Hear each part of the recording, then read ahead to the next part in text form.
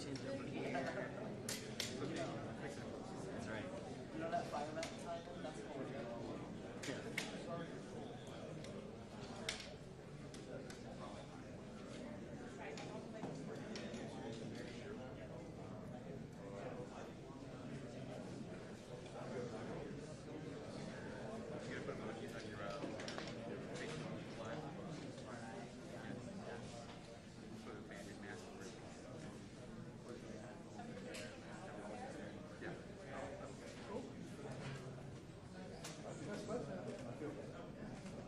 All right, I'm going to give you a approximate 2-minute warning that they're moving this way, so your anchors can throw it to you guys.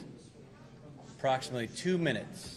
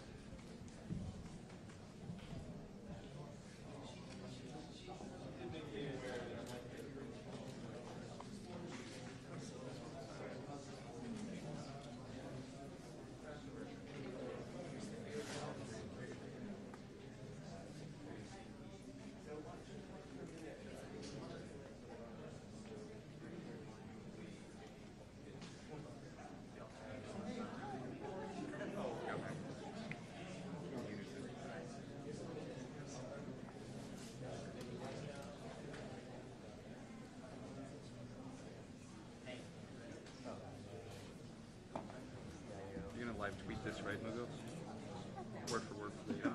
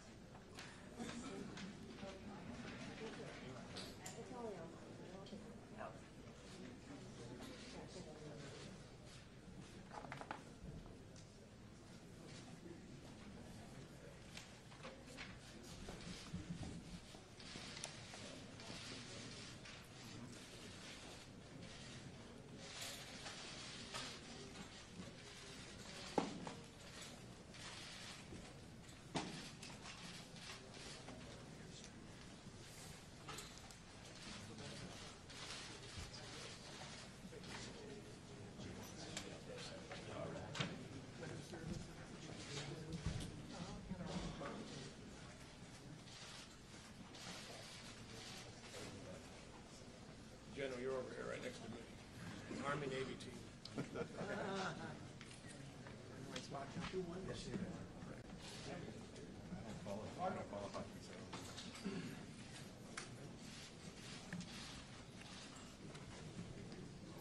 All right, good morning, everyone.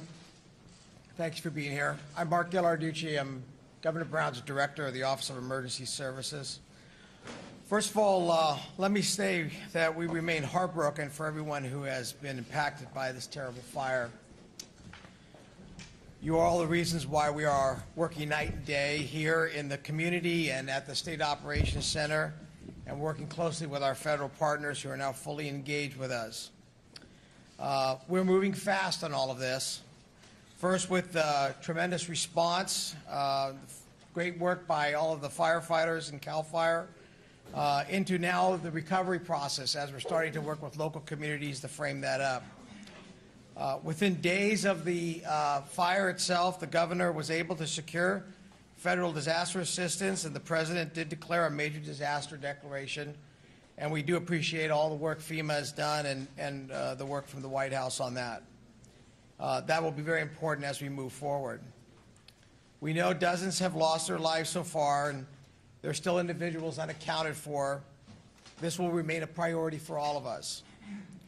This is not going to be an easy task, but the operations will be thorough and exhaustive and will take the time, and you will need to know that we're doing everything we can at the state and federal level with our other partners in local government throughout the state and with organizations from throughout the country, actually. We're going to continue to support all those who have been evacuated, and we'll support the town of Paradise and Butte County in that recovery process. The governor has ordered all state agencies and personnel necessary to respond to this event to meet whatever requirements are necessary. And mutual aid has been deployed from throughout the state of California and the western United States. Literally thousands of firefighters, law enforcement, highway patrol, the California National Guard, medical and health, volunteers, all from throughout the western U.S. Have been committed here. The response has been enormous, and the overall recovery will be enormous as well. Working together with our local authorities, we're going to open up a local assistance center here in the next couple of days, which will allow individuals who've been impacted by this event to come in. And actually, right now, individuals who have been impacted can register for disaster assistance through FEMA, and you'll be getting that number shortly. We're going to continue to work with our local partners in setting up a plan for the recovery process. This is an issue where it's a marathon, not a sprint, but it is something that we're going to work together to rebuild and make it better. So with that, we have a few folks that will come and give you a briefing today. Let me start off by introducing the Director of the California Department of Forestry and Fire, CAL FIRE Director Ken Pemlott, Chief Pemlott. Thank you, Mark. Good morning. So we continue to have dry weather conditions, critical fire weather across California well into the next several days and for the next week. And while the winds are subsiding for the most part, particularly Southern California tonight and into tomorrow morning, vegetation is critically dry. We will still have conditions that will produce new and potentially damaging fires. And so we're not keeping our eye off this ball at all. I know there's some rain in the forecast. I think we will worry about that when it comes. Right now we are focused on maintaining the pace and the battle rhythm of this firefight across the state to ensure we have all the resources that we need and that we have them in the right places. This morning there are over 9,000 firefighters spread out across California engaged in the firefight. Numerous resources, as Director Ghilarducci said, from across the country as well as California. The Camp Fire this morning is 135,000 acres and 35% contained. We just had a very good briefing. Progress is being made.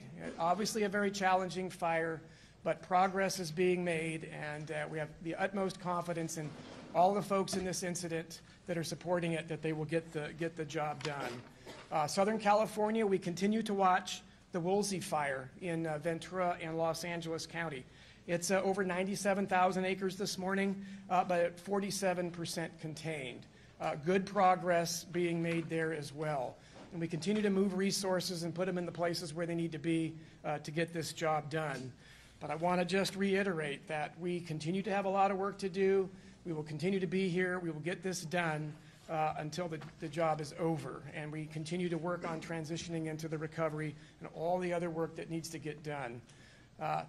It's a challenge, and this fire now becoming the most destructive and the most deadly fire in the state history. Our thoughts, as Director Ghilarducci said, are with everyone. We are all affected by this. We will continue to engage and support you all in this effort. Thank you. Thank you, Chief. And now I'd like to introduce Brock Long, the Administrator of the Federal Emergency Management Agency. Thanks, Mark. Unfortunately, everything that I've seen, this is just truly devastating and heartbreaking. It's one of the worst disasters that I've seen in my career, hands down. Bottom line is, about an hour ago, President Trump spoke with both me and Secretary Zinke with the Department of Interior, and his message is to take care of people, and that's exactly what we're here to do. You know, a couple things that I also want to point out is that the first responders in these towns, the sheriffs, the police departments, the firefighters, CAL FIRE to the Interior, these guys are the real heroes. They've been doing some heroic work with the evacuations and continuing to fight those fires, and I cannot thank them enough. Our goal at FEMA is to support Governor Brown with achieving his response and recovery goals. And being on the ground yesterday in Malibu, as well as the Santa Monica Mountains in both Ventura and Los Angeles counties, and now here today, I want to make sure that there's, you know, we're bringing to bear everything that we can from the federal resources to help Californians overcome this time. Right now, the focus is obviously life safety and life sustainment and mass care. That's what we're here to help provide support through Mark Ghilarducci and his staff and the local governments. But also, we want to make sure that people understand that if they've been impacted, individual assistance has been turned on as a result of the President signing the Major Disaster Declaration. And you can call 1-800-621-FEMA, or you can visit disasterassistance.gov. Again, 1-800-621-FEMA or disasterassistance.gov. The first phone call that every citizen should make is to their insurance provider. Insurance is the first line of defense.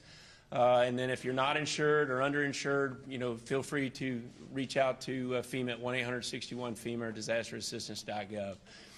With that, we also have several FEMA and federal government employees on the ground here to also start helping our mayors and local municipal governments to navigate a very long and complex recovery. You know, so this is going to be extremely difficult. When you have total losses like Paradise, you have to concentrate on helping communities bring back the infrastructure. Without the infrastructure, you can't rebuild businesses, and you can't support those who have homes left or those that with temporary homes. We're also working with Mark and the state to understand what we call transitional shelter assistance to get people into hotels or rental properties that may be available. But the most important thing that others can do that have not been impacted by this storm, by this event, is figure out ways to help. Donate money to InVOAD, find out nonprofits that are engaged here, volunteer organizations that are active in disaster. If you want to find out how to help, go to invoad.org, nvoad.org, or reach out to local volunteer groups who are also here on the ground taking care of people. So with that, I'll turn it back over to you, Mark. Thank you, Brock. We appreciate you being here. Okay, now I'd like to introduce the Governor of the State of California, Governor Jerry Brown. Yeah, this is so devastating that I don't really have the words to describe it. It looks like a war zone. It is. It's the devastation that only fires of this kind could bring about. Nobody's really expecting it, but it happens. And when it happens, people do pull together, and I'm really impressed with how much this community is pulling together. Certainly the first responders, the firefighters, the sheriffs, the police, everyone else like that, but also neighbors and just people helping one another. This does bring us together. We can't avoid a catastrophe, but we can prepare for it, we can recover from it, and we will. I'm issuing an executive order today that will speed up recovery, cut red tape,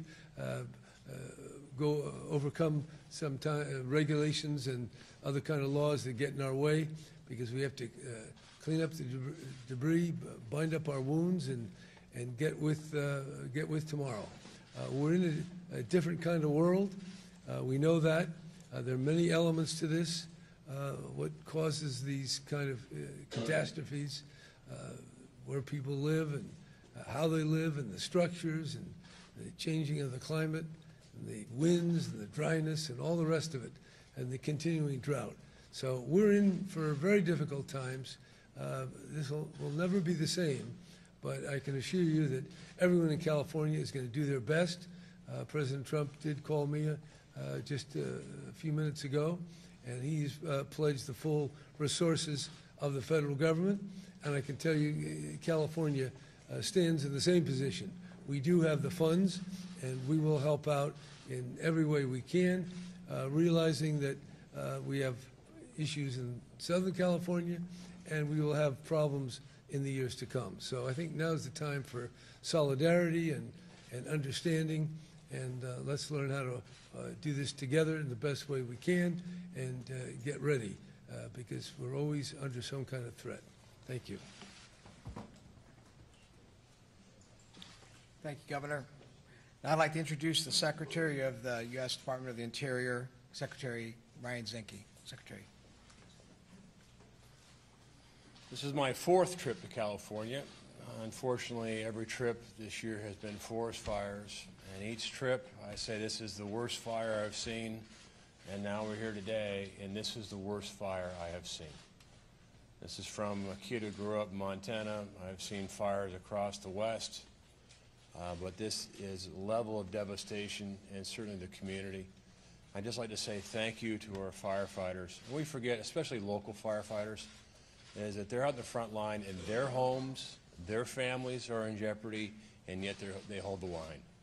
And in every fire I've been to in California, I can tell you a magnificent, heroic, courageous effort by our firefighters, our law enforcement, our first responders, and thanks. As the governor said, there's a lot of reasons for a fire. Now is really not the time to point fingers.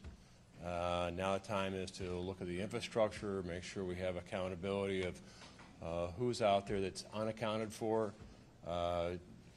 deal with the families, and make sure they have what they need, make sure that in Department of Interior works as we do, works with our CAL FIRE, and now I know Ken and Scott by name.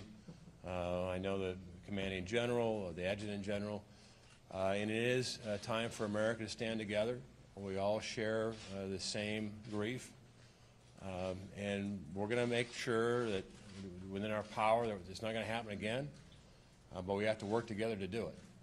There's a lot of reasons why these catastrophic fires are happening, but certainly we're very clever as Americans, and we need to pull together and do everything within our power to make sure that these communities like Whiskeytown, like Yosemite, like Paradise, don't get devastated, as it really is a devastating tragedy. And as the governor said, it's hard to describe words until you visit, and you visit with the victims and the victims' families, and see the smaller, great communities become really a charred image of what they once were. So thank you very much. We'll take questions if you have. And I do ask that you just identify who you are and where you work from, and I'm sure the team of professionals behind me can answer a lot of the details. Great, thanks, Secretary. Yeah.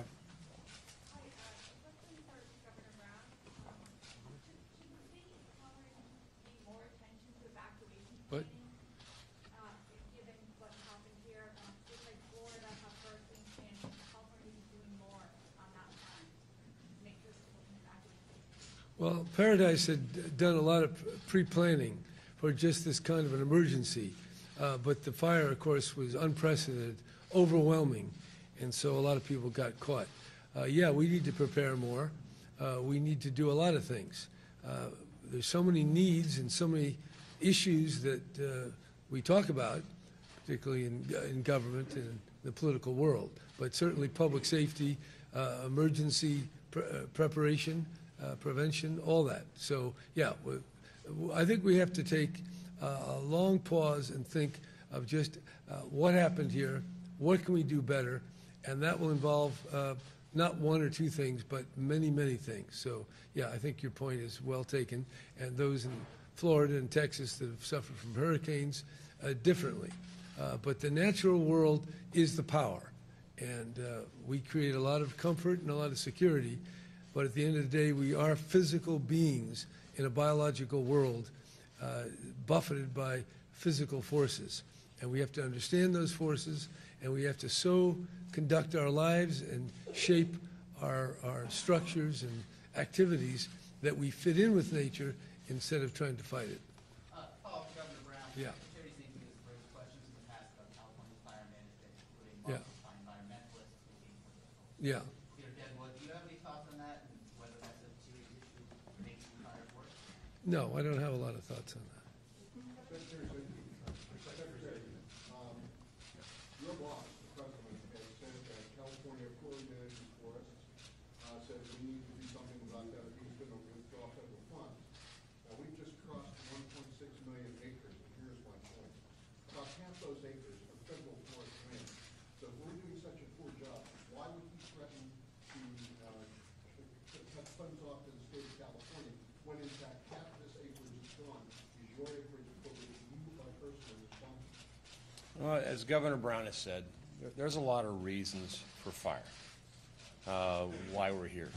Some is the fire seasons have gotten longer, the temperatures have gotten hotter, the amount of material, the dead and dying timber is elevated. You have the mortality rate of the beetle kill.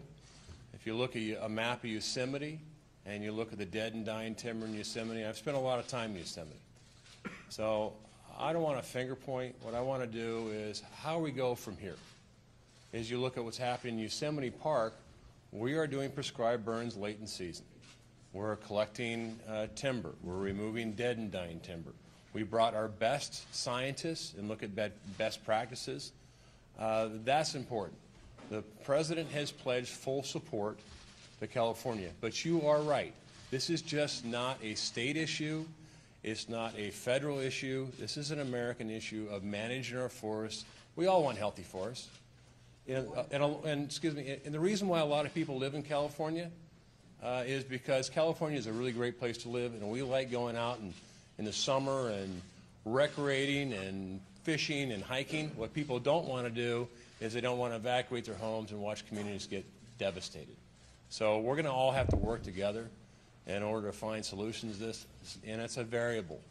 A lot of variables in this problem is that active forest management, working together with the states, making sure that adjacent properties work better together so we manage ecosystems and landscapes rather than isolated assets. And if you live next to a Forest Service property, Department of Interior property, you should have some certainty it's well managed. And the only way you can manage it is we have to work with the state too. And so the governor and I we talk all the time.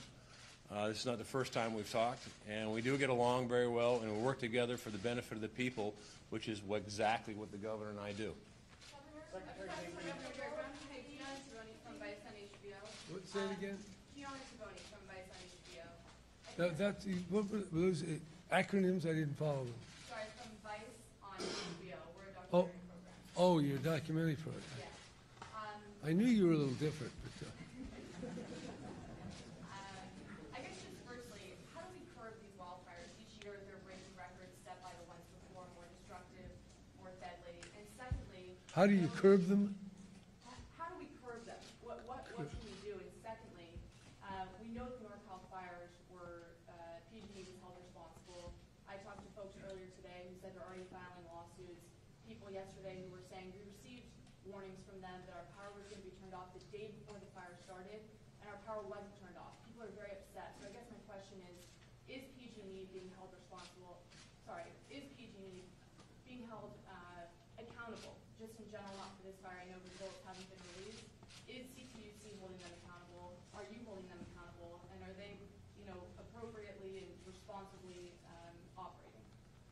Well, you asked a lot of questions, and so I would say, how do we curb forest fires? We've had fires for long before the Europeans showed up here, and our indigenous people had a different way of living with nature. For 10,000 years, there was never more than 300,000. Now we have 40 million, and we have a totally different situation. So it's not one thing. It's people, it's how people live, it's where they live, and it's the changing climate, the drought, the lack of diminishing moisture, all the rest of the things we've talked about. And the truth is, and I don't want to be giving you any happy time news, we're going to have more difficulties. Things are not going to get better. They're going to get more challenging because of the continuing alteration in the climate, lack of moisture, early snow melt, and faster winds, the whole thing. So the issue here is not pointing a bunch of fingers. It's first to be very clear, crystal clear about what is going on, what do we face, and how do we get out of it. There'll be plenty of time for accountability, but at the end of the day, it's us that have to deal with it. So there is no other over there, because at the end of the day, it's the federal government, which our taxpayers provide, it's the state government, which our taxpayers provide, or it's the utility users that put up a lot of the money, or it's some shareholders. So we will work it through as best we can, but make no doubt about it, this is not a neat, nice, simple proposition. It's messy, it's complicated, and I'm afraid it's going to get more difficult in the years ahead. Yeah. For Secretary Zinke, follow-up question. Michelle Casper, Sacramento Bee. Hi. It's good to see you again. Likewise. Regarding the president's tweets from a few days ago, was President wrong? Is to single out California, to blame California's forest management? Well, certainly California has had, the four biggest fires. And as the governor points out, there's a lot of people in California. As Interior, I got a bill for about $870 million this year. And that was just to repair infrastructure, repair watersheds. That didn't include fighting the forest fires. So this is a national issue. And certainly California being an economic powerhouse, very populous and influential state, when something of this nature happens to California, then people pay attention. Certainly people paid attention last year in Montecito. For the first time you heard me, maybe we should manage our forests a little more. Because if you burn them down to the scale that we are, and you had the landslides, loss of life in Montecito, I think there was just around 20 people. This is much higher. So what are we going to do? We have to work together to manage our forests, looking at health, return the health of the forest. It starts with working together for common solutions, because this is unsustainable. And the loss of life, and now people are in shock because they have lost their homes, but they've lost their lives. A lot of people did get out, fortunately. But this is unacceptable year after year after year after year, season after season, these catastrophic scales. It used to be a 5,000-acre fire was a big deal. This year we've had the Carr fire, last year the Thomas fire, the Montecito fire, this fire, the one down in Los Angeles. These are huge, huge fires. And I got to tell you, the backside of it is you got to repair the riparian banks. A lot of these fires are going to go areas that were previously mined. So you're going to have runoff that's going to have hazardous materials. You're going to have hazardous material runoffs from Paradise. That's going to go in the watershed. You have a dam that's sitting there. And this is where the federal government and the state government have to work together to address these things. Now, we are in a recovery stage, and we're still fighting forest fires out there. There's still an active fire. We're still looking for people to make sure we have the number of accountability of who's lost. There's a lot going on, But as we go forward, we're going to have to face the rainy seasons coming. That's going to set a new set of challenges for us, so you don't have the Montecito issues in there. And the only way to do it is Americans, as Americans, have to step up. We're not finger pointing here. We're all in the same boat. Everyone loves California. I certainly do. I want to see California thrive. I want to see healthy forests. And I want to go and have a steak dinner when the governor retires. I was with you on the tarmac and Reading at the fire observation and the car fire press conference. And could you elaborate on what you mean by better forest management practices? We've heard a lot about this, but from talking to people who do salvage logging or other small scale stuff, it doesn't seem to be economically feasible or sustainable for these companies to log. The trees are worthless. The small stuff that from a management practice you want to get out of there, they can't sell. What's the answer? How does this work? And please elaborate on what forest proper management practices are. You go back, and how did we get here? It wasn't a year ago. It wasn't 2 years ago. This has been decades. Let's give the example here. You had a fire in 2008, still a lot of underbrush, and you're right. When you have a fire and you don't get salvage operations within the first year, then the timber is a diminishing asset. Then you're actually paying people to remove it rather than having some value. So we've not been able to do salvage timber to the degree we have. We should be doing prescribed burns late in the season rather than mid-season, controlled burns. We have an enormous amount of dead and dying timber. Some of it was beetle kill, some of it was drought. I think we have really good science. There are models that are better. You can shred trees when they have mortality, but the density of trees is up. The amount of dead and dying trees is elevated. The temperatures are hotter. The season's longer. We have seasonal problems with as far as number of personnel Interior can hire seasonally, because they're fighting forest fires so long that by the time they're done, they don't have enough man hours to do the prescribed burns. So some of this is administrative. And again, a lot of you look at Pinchot, you can go back, you look at the German model, the Black Forest. We have really good science, and it is better to use best science, best practices in order to have a regulatory framework that increases environmental stewardship, safety, reliability, and predictability. So active forest management is a tool that we should use. Question for FEMA, please. Hold on a second, Mike. Bianca. Hi, Okay. As you know, most of our county is out of the house, and a lot of them are actually living in parking lots right now, in the Walmart one specifically. There's rain coming in. What are the immediate plans for housing? Well, great question. So obviously, the first thing that we've got to do is, with transitional shelter, is getting people out of shelters or providing enough mass care space. That's typically done at the local level in conjunction with the state and federally supported. And so we will work with Mark to make sure that you've got enough shelter capability, temporary shelter capability, but ultimately shelters are kind of a refuge of last resort. It's not an optimal situation, and we realize that. So we continuously work with our partners to also figure out what's available for rent, hotels, motels, and these things take time to put into place. As far as the people in parking lots, I'm not aware of that, the situation, but Mark, you want to add to that?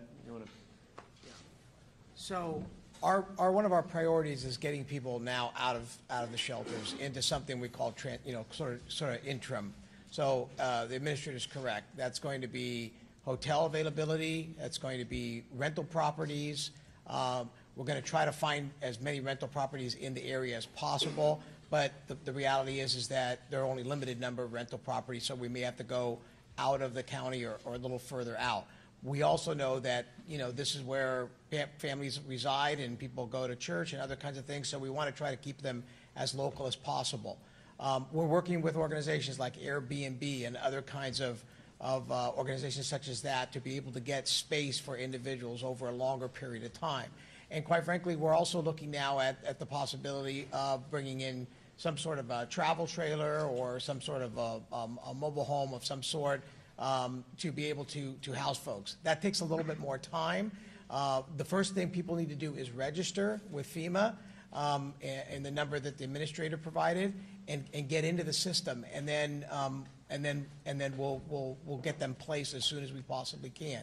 We're also working closely with Red Cross and some other non-governmental organizations to ensure that any funds and any support for those individuals can be made available, and all of us are expanding to total extent all of those programs to make them immediately available.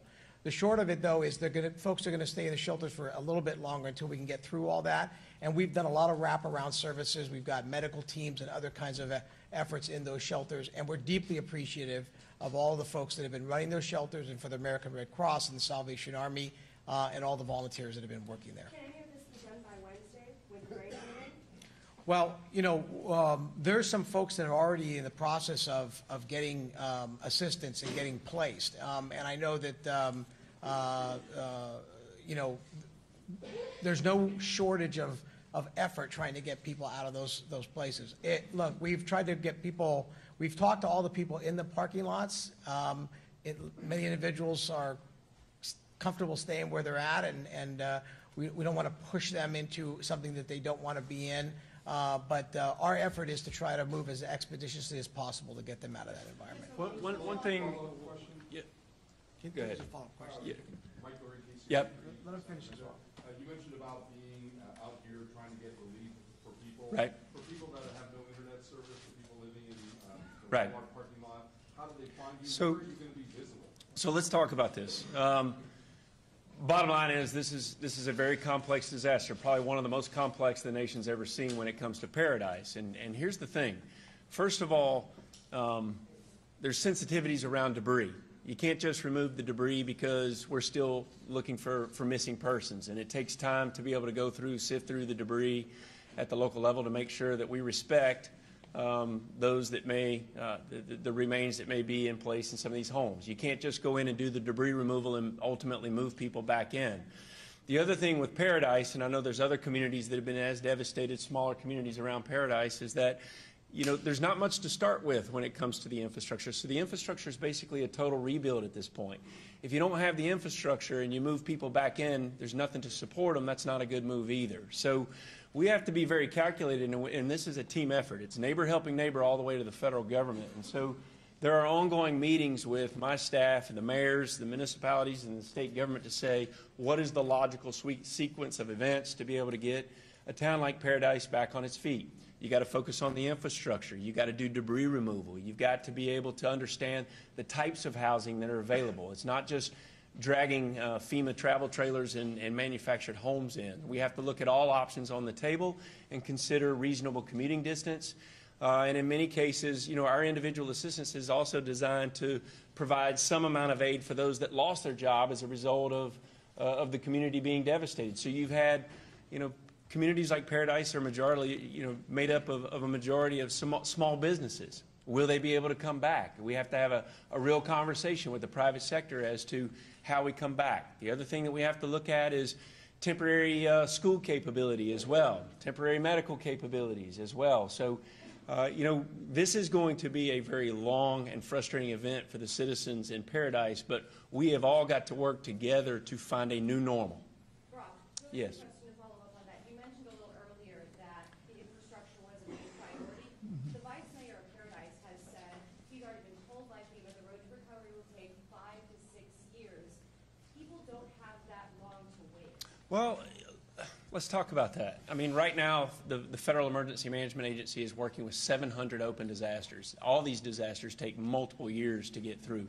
It's not that it's not that it's going to take 5 years to put people back in their homes, but if you're striving for a new normal, we got to figure out what some of these communities are working with the mayors. What is the goal and what is the vision for where they want to be as a result of going through this event in the future? And as I said earlier, it's a new normal. You're not going to be able to rebuild Paradise the way it was. And that type of planning, it takes calculated efforts of rebuilding the public infrastructure and deciding what schools get rebuilt or not, or what hospitals get rebuilt or not.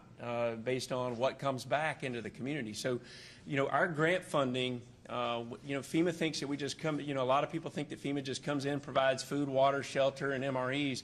But largely, the bulk of our work takes place years after the fact. We are managing billions of dollars every day in multiple communities, and we'll be here for several years working this disaster. Question for Governor Brown. Governor Michael Adams from ABC 10 in Sacramento. What's your understanding of the incident report that was taken by the Public Utilities Commission from PG&E that they had a line out or they had an incident near the start of the fire, and how does it relate to the fire? We've got a wrap here shortly as well. Yeah, I'm not going to comment on issues that touch on liability. There's a process. There'll be a lot of people looking at it from an official point of view and also from citizen participation. So everything will be transparent, it'll all be aired out, but I think it would not be prudent for me to start offering commentary on difficult issues that we have a process to flush out. What? Build paradise, in Santa Rosa, the supplies, the labor is skyrocketing. People say they Right. can build the same home they had. Is there anything the state can do to prevent that from happening? Well, we do have, as part of my executive order, we prohibit price gouging and things like that. But we are in the midst of a catastrophe, and catastrophes unfold over time, and the government is doing things. We can do more, but that's the nature of where we are today. That's why we call it a tragedy, and now we have to live with it.